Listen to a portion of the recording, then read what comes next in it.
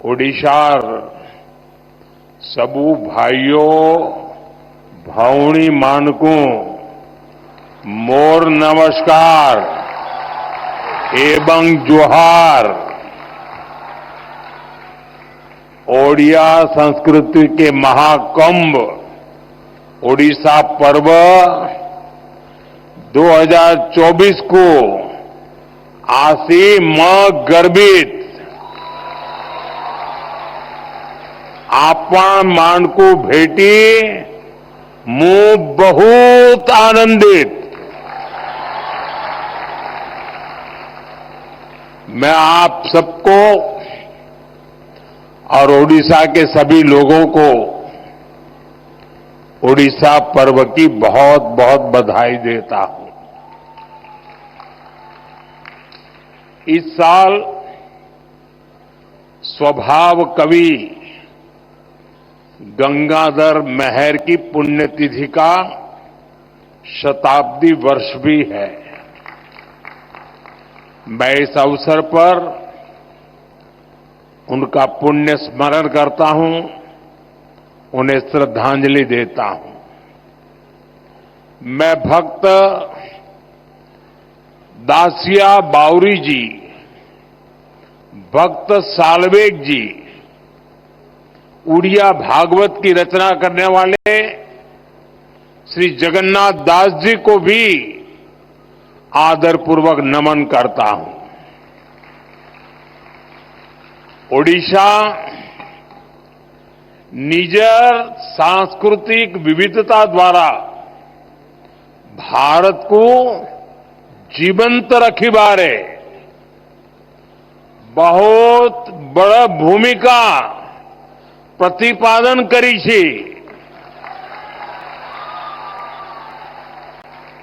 साथियों, ओडिशा हमेशा से संतों और विद्वानों की धरती रही है। सरल महाभारत,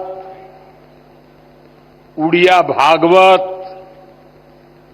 हमारे धर्म ग्रंथों को जिस तरह यहां के विद्वानों ने लोक भाषा में घर घर पहुंचाया,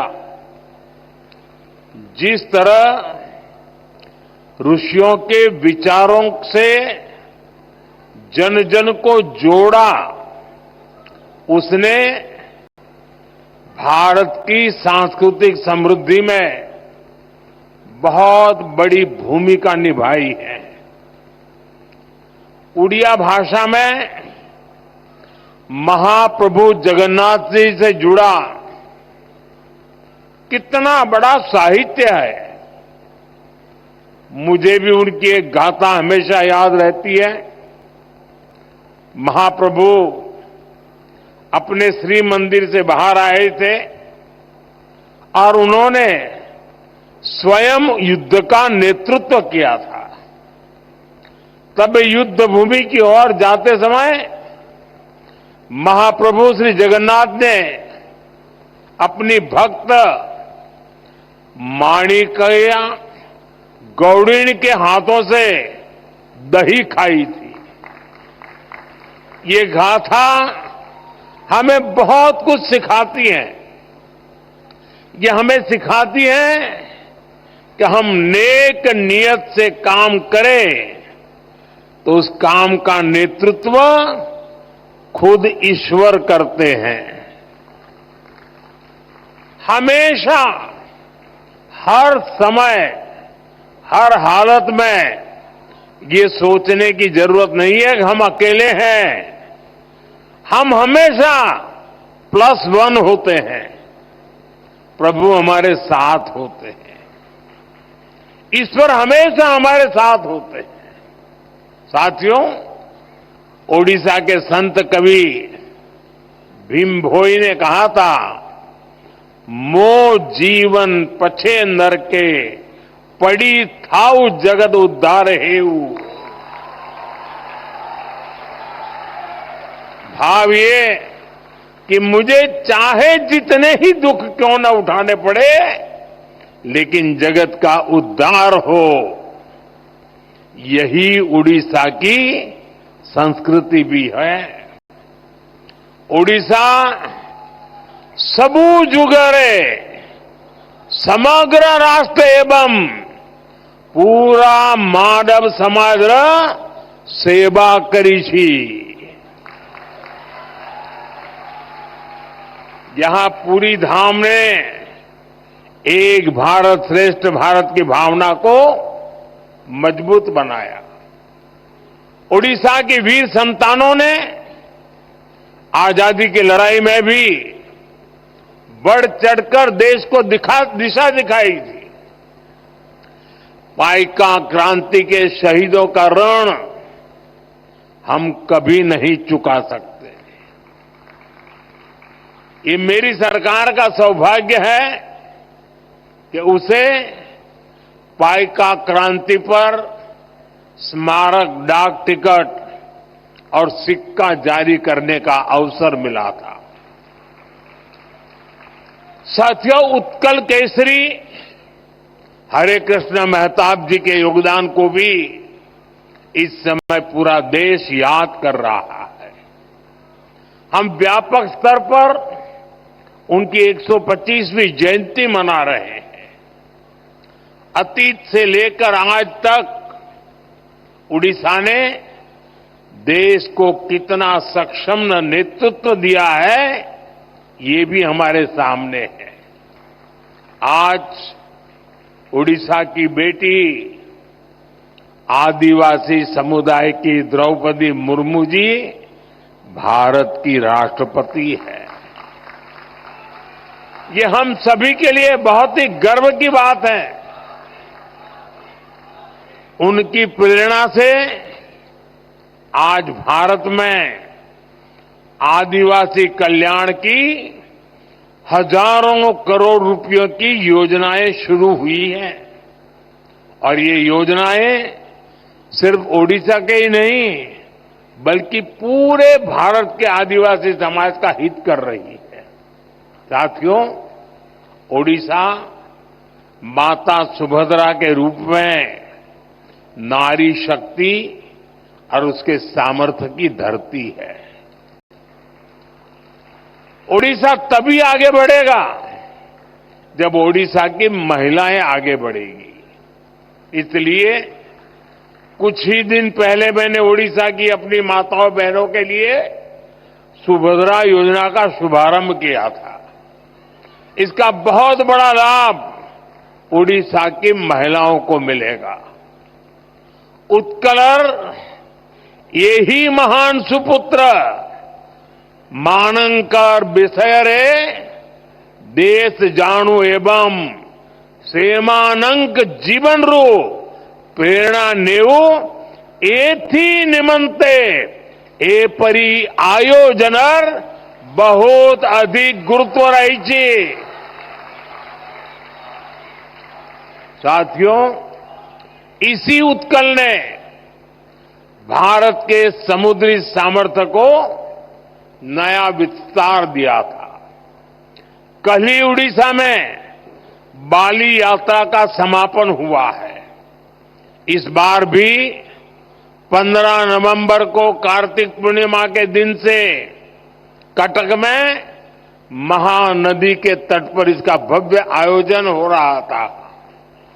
बाली यात्रा प्रतीक है कि भारत का उड़ीसा का सामुद्रिक सामर्थ्य क्या था। सैकड़ों वर्ष पहले जब आज जैसी टेक्नोलॉजी नहीं थी, तब भी यहां के नाविकों ने समुद्र को पार करने का साहस दिखाया। हमारे यहां के व्यापारी जहाजों से इंडोनेशिया के बाली, सुमात्रा, जावा जैसे स्थानों की यात्राएं करते थे। इन यात्राओं के माध्यम से व्यापार भी हुआ और संस्कृति की भी एक जगह से दूसरी जगह पहुंची।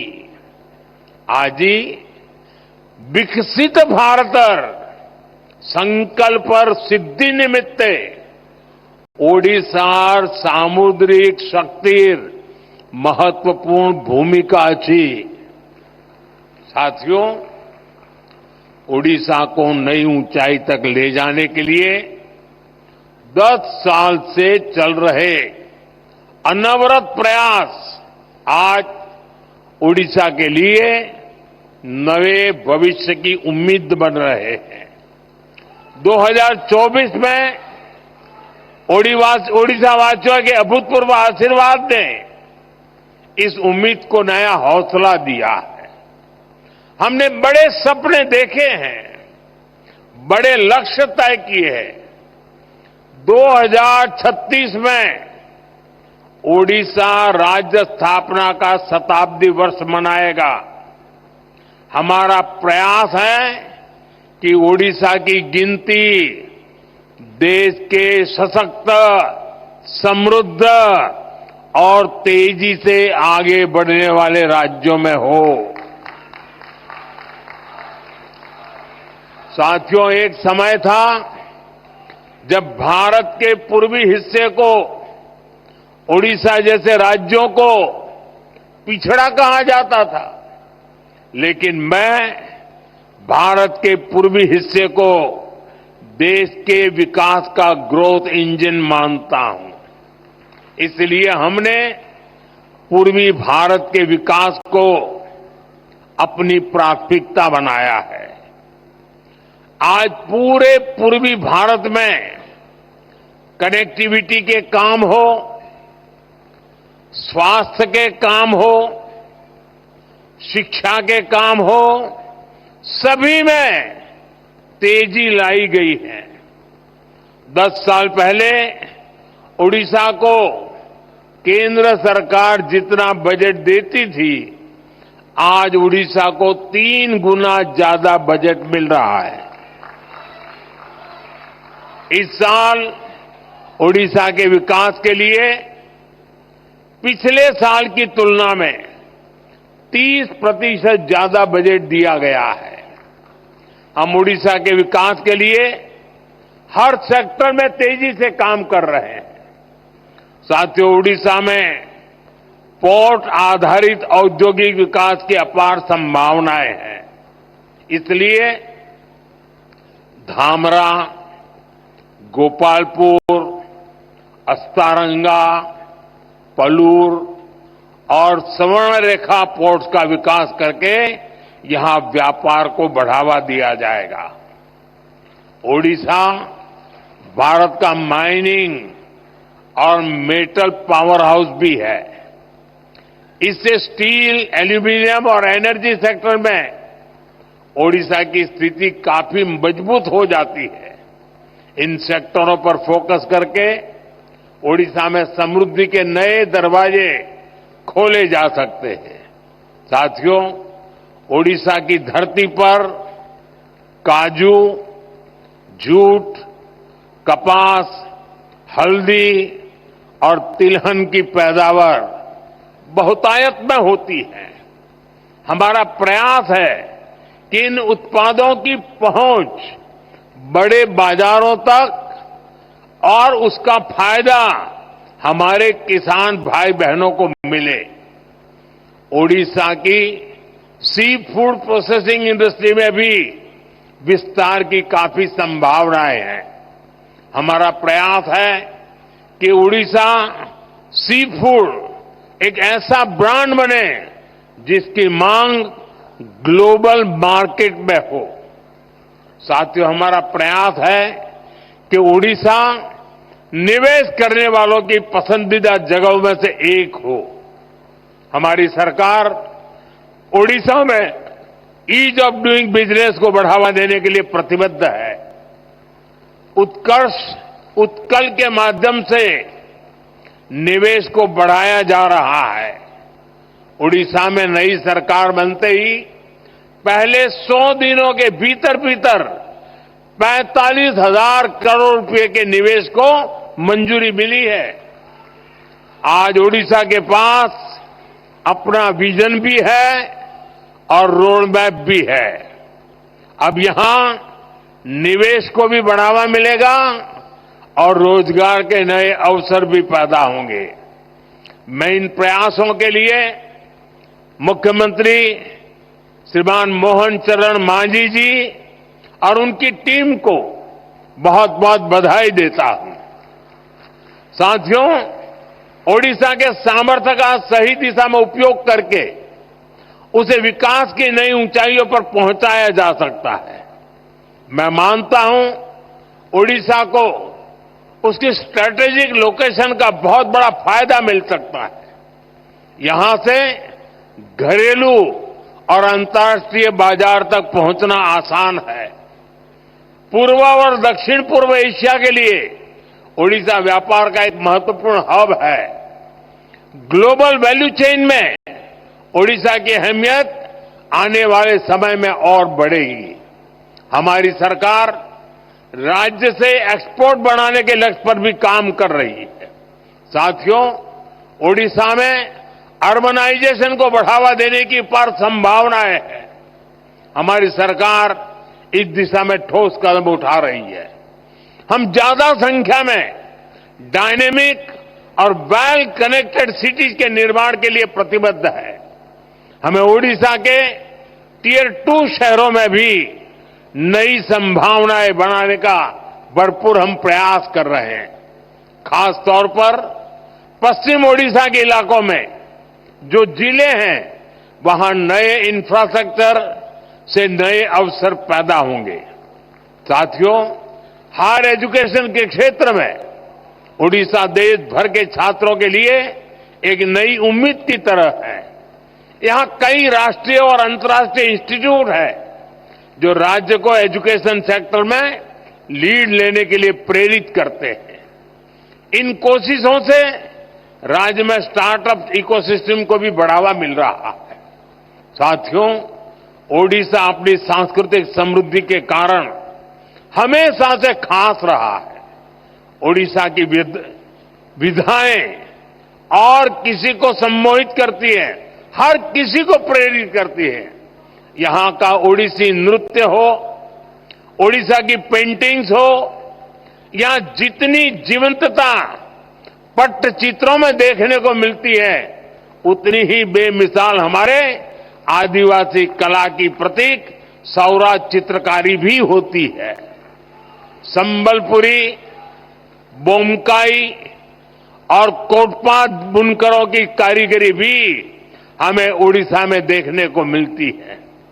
हम इस कला और कारीगरी का जितना प्रसार करेंगे, उतना ही इस कला को संरक्षित करने वाले उड़िया लोगों को सम्मान मिलेगा। साथियों, हमारे उड़ीसा के पास वास्तु और विज्ञान की भी इतनी बड़ी धरोहर है। कोणार्क का सूर्य मंदिर, इसकी विशालता, इसका विज्ञान, लिंगराज और मुक्तेश्वर जैसे पुरातन मंदिरों का वास्तु, ये हर किसी को आश्चर्यचकित करता है। आज लोग जब इन्हें देखते हैं तो सोचने पर मजबूर हो जाते हैं कि सैकड़ों साल पहले भी उड़ीसा के लोग विज्ञान में इतने आगे थे। साथियों, ओडिशा पर्यटन की दृष्टि से अपार संभावनाओं की धरती है। हमें इन संभावनाओं को धरातल पर उतारने के लिए कई आयामों में काम करना है। आप देख रहे हैं, आज ओडिशा के साथ साथ देश में भी ऐसी सरकार है जो ओडिशा की धरोहरों का, उसकी पहचान का सम्मान करती है। आपने देखा होगा, पिछले साल हमारे यहां G20 का सम्मेलन हुआ था। हमने G20 के दौरान इतने सारे देशों के राष्ट्राध्यक्षों और राजनयिकों के सामने सूर्य मंदिर की ही भव्य तस्वीर को प्रस्तुत किया था। मुझे खुशी है कि महाप्रभु जगन्नाथ मंदिर परिसर के सभी 4 द्वार खुल चुके हैं। मंदिर का रत्न भंडार भी खोल दिया गया है। साथियों, हमें ओडिशा की हर पहचान को दुनिया को बताने के लिए भी और भी इनोवेटिव कदम उठाने हैं। जैसे हम बाली यात्रा को और पॉपुलर बनाने के लिए बाली यात्रा दिवस घोषित कर सकते हैं। उसका अंतर्राष्ट्रीय मंच पर प्रचार कर सकते हैं। हम ओडिसी नृत्य जैसी कलाओं के लिए ओडिसी दिवस मनाने की शुरुआत कर सकते हैं। विभिन्न आदिवासी धरोहरों को सेलिब्रेट करने के लिए भी नई परंपराएं शुरू की जा सकती है। इसके लिए स्कूल और कॉलेजों में विशेष आयोजन किए जा सकते हैं। इससे लोगों में जागरूकता आएगी, यहां पर्यटन और लघु उद्योगों से जुड़े अवसर बढ़ेंगे।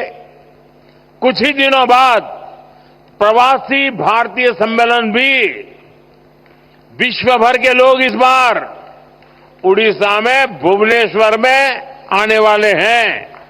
प्रवासी भारतीय दिवस पहली बार उड़ीसा में हो रहा है। ये सम्मेलन भी उड़ीसा के लिए बहुत बड़ा अवसर बनने वाला है। साथियों, कई जगह देखा गया है बदलते समय के साथ लोग अपनी मातृभाषा और संस्कृति को भी भूल जाते हैं, लेकिन मैंने देखा है उड़िया समाज चाहे जहां भी रहे अपनी संस्कृति, अपनी भाषा, अपने पर्व त्योहारों को लेकर हमेशा से बहुत उत्साहित रहा है। मातृभाषा और संस्कृति की शक्ति कैसे हमें अपनी जमीन से जोड़े रखती है, ये मैंने कुछ दिन पहले ही दक्षिण अमेरिका के देश गयाना में भी देखा। करीब 200 साल पहले भारत से सैकड़ों मजदूर गए, लेकिन वो अपने साथ रामचरितमानस ले गए, राम का नाम ले गए। इससे आज भी उनका नाता भारत भूमि से जुड़ा हुआ है।